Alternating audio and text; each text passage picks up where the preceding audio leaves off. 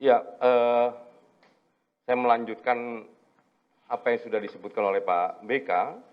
Jadi beberapa rangkaian yang sudah kami lakukan itu mulai dari Jambi, Magelang, dan lain sebagainya, spot peristiwa, beberapa catatan penting dalam temuan kami. Yang pertama adalah dari keluarga Jambi, kami menemukan memang di awal adanya pihak kepolisian sempat membatasi akses keluarga untuk melihat kondisi jenazah, namun pada akhirnya keluarga diizinkan untuk melihat kondisi jenazah dengan penjagaan ketat dari anggota kepolisian. Yang waktu kami ke Jambi kami mendapatkan keterangan ini. Yang kedua, pihak kepolisian tidak menjalankan komitmen kepada pihak keluarga untuk melakukan proses pemakaman secara kedinasan. Hal ini membuat keluarga marah dan kecewa yang terjadi di awal-awal. Keluarga mendapatkan informasi adanya ancaman pembunuhan kepada Brigadir Joshua yang disampaikan oleh saudara FR, saudari FR. Nah, ini tangkapan kami di Jambi, termasuk di sini juga soal foto-foto yang beredar di isu-isu awal terkait adanya apakah ini isunya penyiksaan ataukah tidak, itu foto-foto kami konfirmasi kapan diambilnya, bagaimana cara mengambilnya dan sebagainya.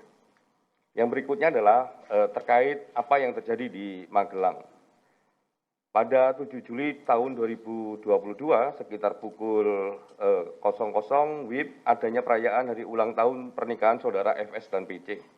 Pada tanggal yang sama terdapat dugaan kekerasan seksual yang dilakukan oleh Brigadir J terhadap saudari PC, di mana saudari FS pada saat yang sama tidak berada di Magelang. Berikutnya adalah ancaman terhadap Brigadir C setelah saudari S dan saudara KM membantu saudari PC untuk masuk ke dalam kamar pasca peristiwa dugaan kekerasan seksual. Jadi ancaman ini terkonfirmasi di sini, kami mendapatkan informasinya yang waktu itu squad itu menjadi sikuat gitu ya. Ini ada peristiwa di Magelang sana. Terus proses perjalanan Magelang Jakarta, jadi rombongan yang berangkat dari Magelang ke Jakarta menggunakan 2 mobil dan saudara PC berada di mobil berbeda dengan saudara Brigadir J. Saat rombongan saudara PC sampai di rumah Sangguling, saudara FS telah berada di rumah. Jadi itu yang terekam di video ya, video yang panjang yang beredar. Kami mendapatkan itu. Yang berikutnya adalah Brigadir J masih dalam keadaan hidup ketika sampai di Jakarta. Jadi hasil temuan Komnas HAM, Brigadir J masih hidup hingga pukul 16.31 WIB terkonfirmasi berdasarkan komunikasi saudara FR dengan Brigadir J, dan Brigadir J mengikuti tes PCR ketika sampai di rumah Sangguling. Yang ini yang sejak awal kami temukan bahwa ini di awal sekali setelah kami pulang dari Jambi 16.31 itu memang terekam di rekaman keterangan dan kami ukur dengan Google Map gitu. Jadi 16.31 itu saudara Joshua masih hidup dan terkonfirmasi dia sudah ada di Sangguling. Terus yang berikutnya peristiwa di rumah Sangguling 3 dan perjalanan rumah dinas nomor 46. Yang pertama, saudara PC menceritakan peristiwa yang dialami di Magelang kepada saudara FS. Yang berikutnya, saudara FS memanggil Bribka RR dan Barada RE ke lantai 3 rumah Sangguling untuk menanyakan perihal peristiwa di Magelang dan merencanakan upaya penindakan terhadap J. Yang berikutnya, rombongan saudara PC lebih dahulu sampai ke rumah dinas nomor 46 sebelum saudara FS tiba di lokasi. Ini yang kami tangkap peristiwa ini. Disitulah ada pembicaraan, di titik ini ada pembicaraan terkait perencanaan pembunuhan. Ini ada videonya ya? Yang ini? Oke, nanti siapin deh. Terus terkait peristiwa tanggal 8 Juli tahun 2002 di rumah dinas nomor 46, terdapat peristiwa penembakan Brigadir J dengan beberapa versi berdasarkan keterangan para pihak yang harus dibuktikan dengan diproses pengadilan. Jadi ini sebenarnya ada beberapa versi, ya, siapa yang nembak duluan atau siapa yang nembak. Nah, ini ada beberapa versi yang nanti biarkan proses pengadilan yang akan mengujinya.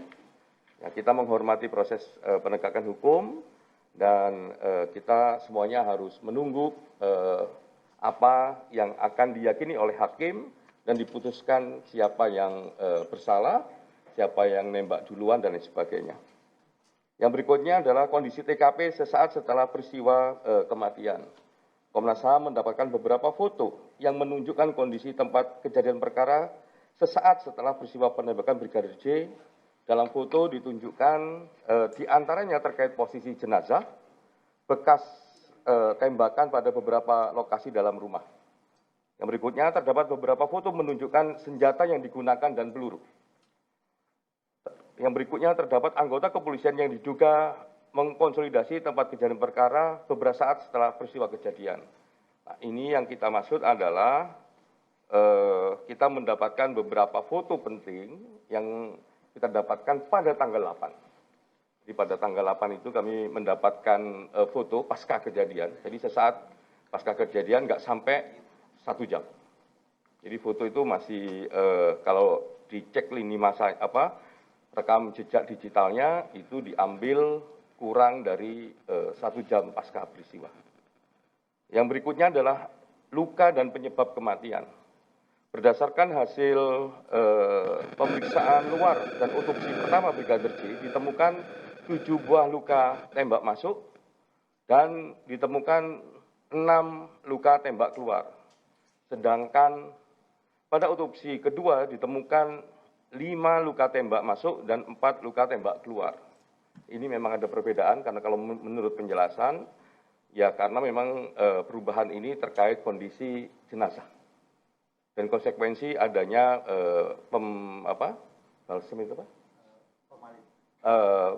formalin. Yang berikutnya adalah 2 luka tembak penyebab kematian, yakni luka tembak pada kepala dan luka pada dada sisi kanan. Ya, ini penyebab di antara 7 luka tembak masuk, 6 luka tembak keluar. Kalau berdasarkan otopsi pertama, ini 2 luka tembak penyebab kematian itu ada di kepala dan pada dada sisi kanan. Yang berikutnya tidak terdapat luka sayatan, jeratan dan atau luka lainnya pada tubuh jenazah selain yang diakibatkan oleh tembakan. Jadi luka-luka itu tidak ada luka sayatan kecuali luka tembakan. Ada sayatan karena ada luka sayatan tapi itu terjadi karena proses otopsi.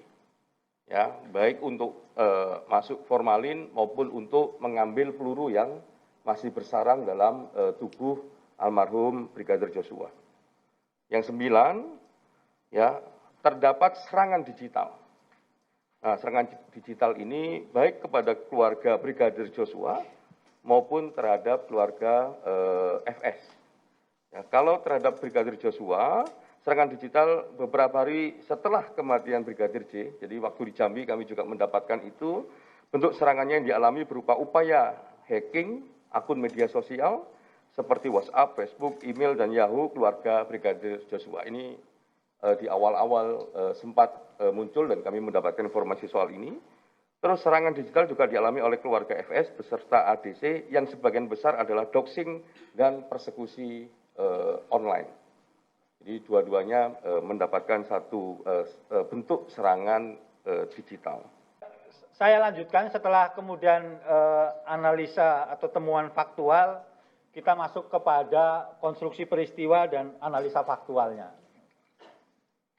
Yang pertama, konstruksi peristiwa.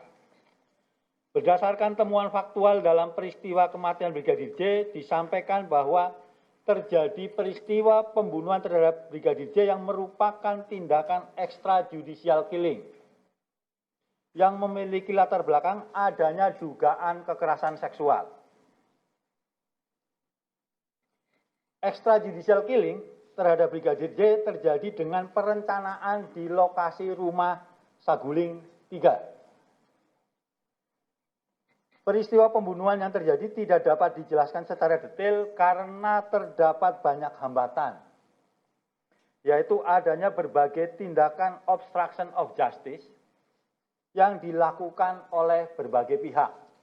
Jadi kalau kita melihat rekonstruksi kemarin begitu, ini kan juga membutuhkan waktu karena harus benar-benar detail dan teliti.